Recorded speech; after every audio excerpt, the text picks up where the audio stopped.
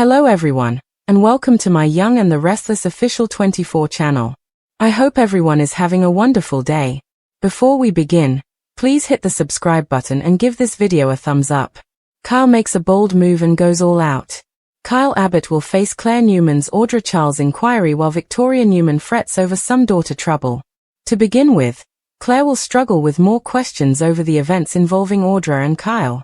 Claire will thus question Kyle about whatever he hasn't told her regarding what transpired in Nice. Naturally, Kyle is keeping some details of what transpired behind closed doors a secret.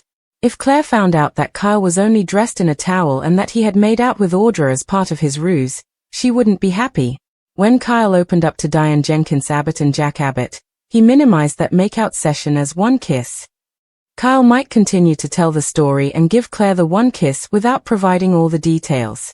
However, since Harrison Abbott's homecoming is approaching, it's also feasible that he will rush in and cut off their chat. In any event, Kyle will do something unexpected in Thursday's Y&R episode. Fans will witness Kyle taking a risk, so he might go above and above to show Claire how much he values her. Victoria will have to cope with some concern with Claire's upcoming chapter in the interim. Victoria may worry that things will fall apart and break Claire's heart, even if she wants to think that she and Kyle have a bright future. Victor Newman will be busy trying to gain favor with Jack Abbott as Victoria broods about her daughter's turbulent romantic life. They will have a confrontation about their families and their intense conflict since Jack will also irritate Victor. Keep checking back for updates on what's coming ahead since the rivalry between the Abbotts and Newmans usually results in bad news. Phyllis emergency, launch party chaos. Wildcard: while Phyllis Summers is performing an emergency mission, mayhem may break out during a launch party. Here's what Y&R fans may anticipate from Kane Ashby, who might also turn out to be a bit of a wildcard. To begin with, Sally Spectra is preparing for an Abbott Communications launch party with a retro theme and is hoping everything goes smoothly. But there's always a chance of disaster with soap operas like this one. Backlash and some Abbott family turmoil may result from Sally's choice to hire Audra Charles. In the event that Michael Mealer's character Kyle Abbott shows up at this party, he may end up confronting Audra and making a big disturbance. Because of the secrets he has concealed and the unrelenting Audra chaos, Kyle and Claire Newman's future may be in danger. Together with Phyllis, she will assume command of an emergency operation and attempt to persuade Kane to abandon all of his plans for a takeover. Phyllis will stop at nothing to help Kane get out of his current mood and persuade him that he must continue to strive for dominance of Genoa City.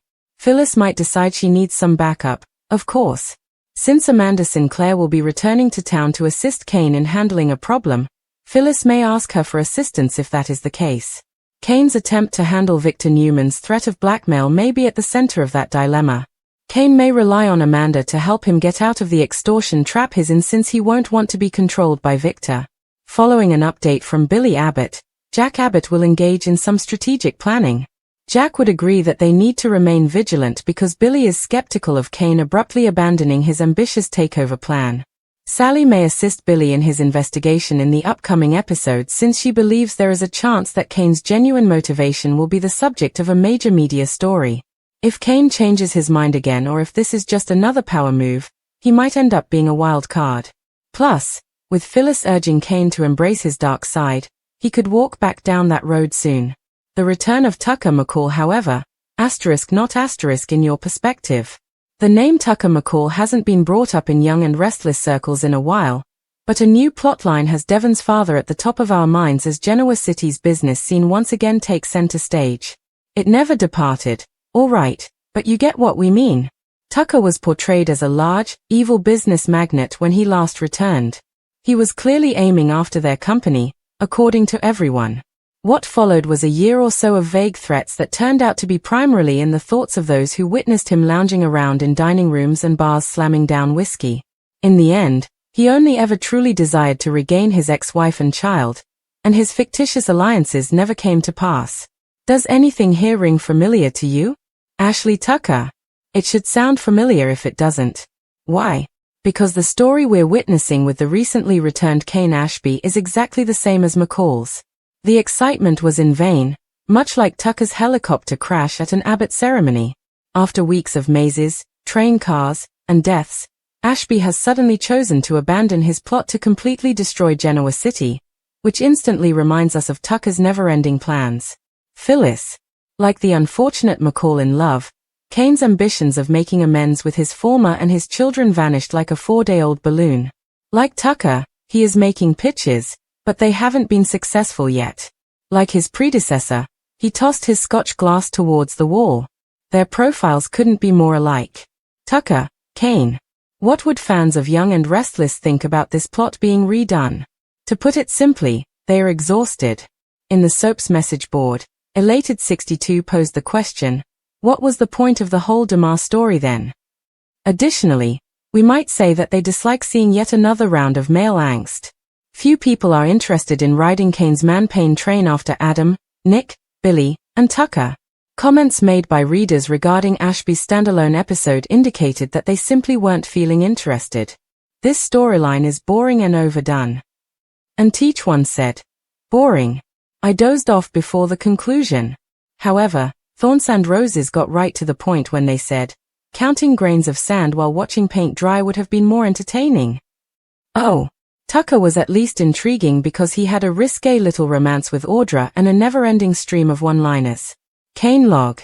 Viewers are noticing recurring and undesirable patterns in the storytelling, which suggests that Young and Restless is having trouble. Perhaps they can mix it up by having Kane really create some partnerships and follow through on some of his threats. If he could really take over Newman Enterprises and cause real upheaval, we might actually pay attention. Kane Victor. Kane is the new Tucker. In your opinion? Cast your ballot. Kyle Abbott was restless, his heart pounding with the weight of secrets he hadn't fully shared and the pressure of expectations he knew were closing in on him like a vice, and as Claire Newman pressed him with another round of questions about what had really gone down with Audra Charles during their chaotic ordeal in Nice, Kyle realized he couldn't keep stalling forever, though part of him desperately wanted to, because the truth, at least the version he had allowed to be shaped in his parents' minds, was simple, condensed into what he called one kiss, but the actual memory was far murkier, tinged with guilt, strategy, and the dangerous pull of temptation that had flared between him and Audra when she cornered him with her usual manipulative charm. Claire's eyes, sharp with that uniquely Newman demand for the truth, made it impossible for Kyle to breathe easily, and though he considered softening his words or leaving gaps in the story, he knew one misstep could fracture the fragile bond they were building, because Claire had already battled so much darkness in her past, including betrayal, manipulation, and her own fight for redemption, and Kyle feared that if she ever discovered that he hadn't just let Audra lean in but that he had actively played along, towel-clad, using the closeness as part of his own convoluted ruse to keep Audra distracted, then Claire might see him as no better than the manipulators who had once haunted her life. Yet Kyle's instincts, inherited from Jack's stubborn integrity and Diane's cunning survival instincts, told him that he had to make a bold move, that half-truths would no longer suffice, especially now that Harrison's return was around the corner, the little boy's homecoming serving as both a source of joy and a ticking clock reminding Kyle that stability, trust, and honesty had to be at the center of his world if he wanted to be the kind of father Harrison deserved. And so, instead of shrinking back as Claire's tone hardened and Victoria Newman's watchful concern loomed in the background, Kyle surprised even himself by leaning forward, his voice steady, and saying that there was more to the story than he had let on. Not everything, not every scandalous detail that would confirm Claire's deepest insecurities, but enough that she could sense his vulnerability and his willingness to risk their bond by opening up.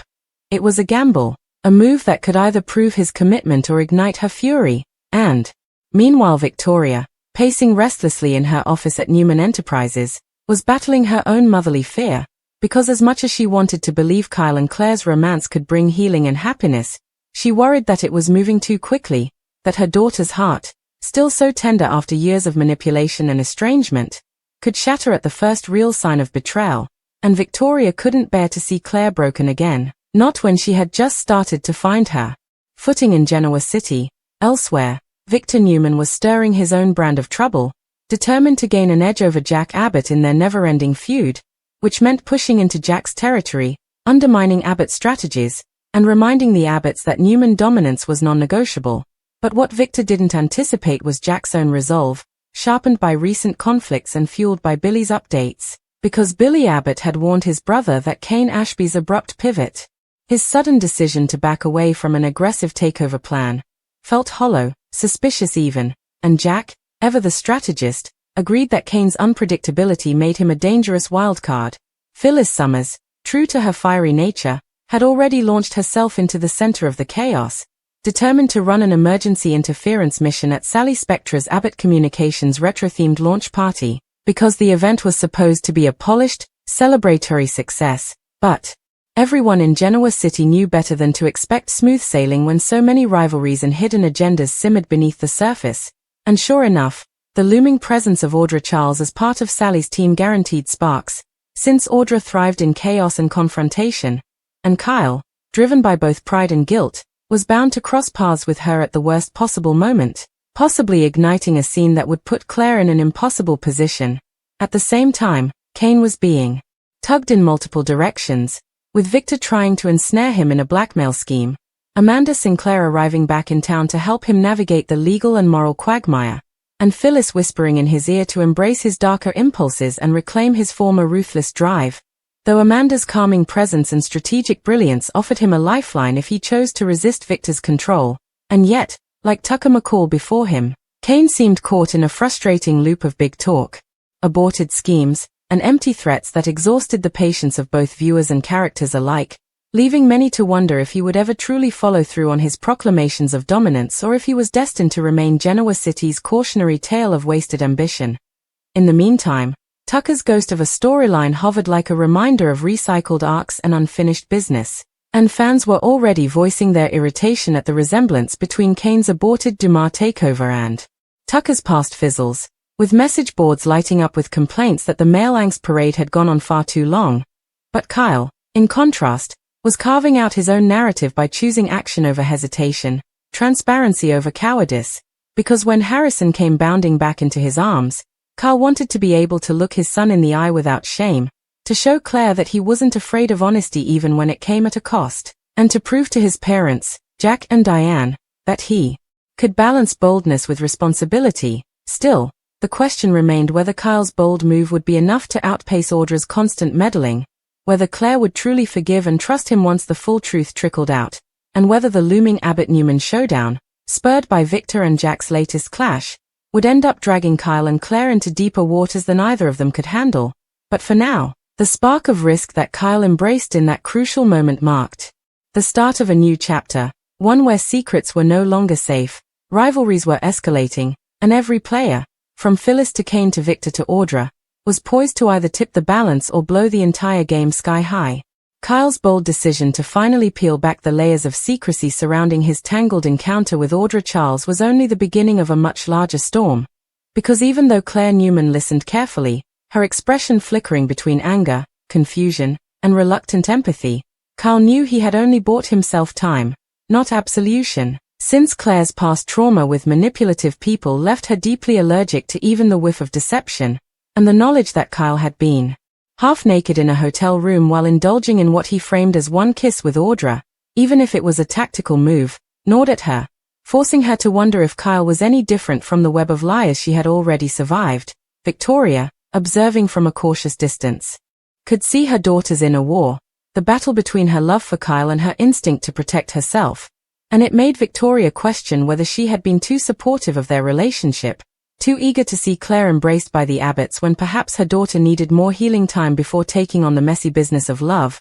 But before Victoria could intervene, Kyle doubled down on his risk-taking, vowing to prove himself with actions rather than half-spoken words, and that vow set the stage for the explosive events about to unfold at Sally Spectra's Abbott Communications retro launch party, a gathering that was supposed to showcase innovation, glamour, and unity but was instead shaping up to be a powder keg waiting for the spark of drama that Genoa City never seemed to avoid.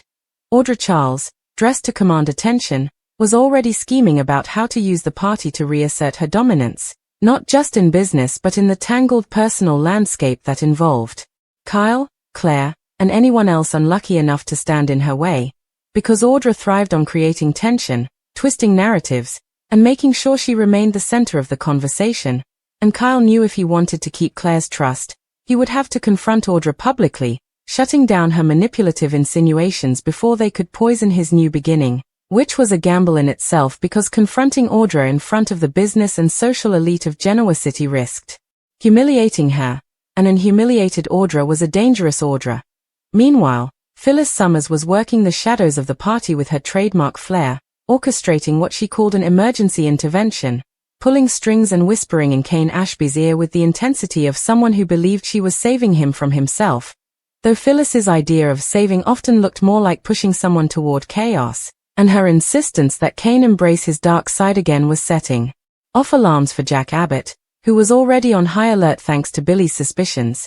Jack was juggling his dual roles as patriarch and strategist, watching his son Kyle wrestle with honesty, bracing for Victor's inevitable moves, and preparing for whatever trouble Kane might unleash if Phyllis's pep talks succeeded in turning him back into the ruthless schemer he once was. But Jack also knew he couldn't afford to get distracted by Kane alone because Victor Newman was circling like a hawk, blackmailing, plotting, and feigning reconciliation when in truth, every handshake was laced with poison. Victor, for his part, was privately amused that Kane thought he could wriggle out of his grasp with Amanda Sinclair's help, because while Amanda was brilliant and tenacious, Victor had faced, and broken, plenty of legal minds before, and he was already anticipating how to twist Kane's panic into leverage against the Abbotts if Kane chose to align himself with Jack instead of Newman Enterprises. But what Victor wasn't expecting was Amanda's unwavering loyalty to Kane, her calm but razor-sharp determination to keep him free from extortion, which gave Kane just enough courage to resist Victor's manipulation, though resisting Victor was never as simple as walking away. At the launch party itself, tension simmered beneath the glitter and retro decorations, Sally bustling around to make sure every detail screamed perfection, only to realize perfection was impossible in a town like Genoa City where rivalries were stronger than party themes. And sure enough, the first cracks appeared when Kyle stepped into Audra's path, his voice loud enough to silence the nearby chatter as he told her their past meant nothing and that she needed to stop trying to wedge herself into his future with Claire, a declaration that earned gasps, side eyes, and immediate whispers as Audra, ever the actress, laughed off his words but seethed underneath, already plotting how to retaliate and turn the moment into a spectacle that would make Kyle look impulsive and unstable. Claire, watching from across the room, felt a surge of conflicting emotions, pride that Kyle had publicly chosen her, fear that Audra's poisonous charisma could still cut through her confidence, and doubt over whether Kyle's boldness was bravery or recklessness, while Victoria kept one hand firmly on her champagne glass and the other clenched at her side, silently praying her daughter wouldn't get pulled into a destructive triangle that would undo all the progress she had made. Jack, meanwhile, exchanged tense words with Victor near the bar, the two titans circling each other with sharp smiles and sharper threats, their conversation dripping with subtext about family, loyalty, and the inevitable collision course between Newman and Abbott empires. And though both men promised civility for the sake of appearances, everyone nearby could sense the undercurrent of hostility, as though the very air between them might ignite. And as if that weren't enough, Kane's sudden entrance with Amanda by his side sent another ripple through the crowd, since half the attendees assumed Kane had abandoned his takeover schemes while the other half suspected he was about to make a dramatic announcement.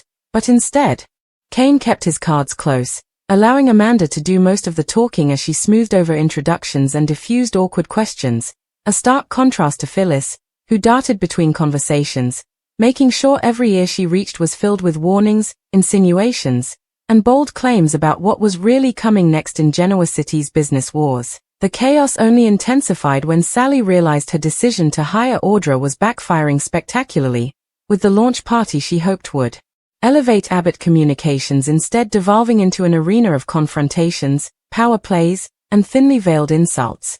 And by the time the first hour ended, it was clear this was not going to be the smooth, celebratory night she had envisioned but rather the kind of night soap fans lived for, full of jaw-dropping declarations, shifting alliances, and the threat of scandalous reveals, especially when Audra, never one to accept humiliation quietly, picked up a microphone meant for toasts and turned it into her own weapon, delivering a sly, double-edged speech about truth, deception, and loyalty that was clearly aimed at Kyle, leaving Claire with wide eyes and a pounding heart as she wondered if Audra was about to drop the full towel-clad truth in front of everyone. Kyle braced himself, Claire's trust dangling by a thread, and the Abbotts and Newmans alike watching closely, knowing that whatever happened next would ripple far beyond the dance floor, spilling into boardrooms, bedrooms, and battlefields across Genoa City, because in this town, bold moves never ended quietly. They either broke you or remade you, and Kyle was about to find out which fate awaited him.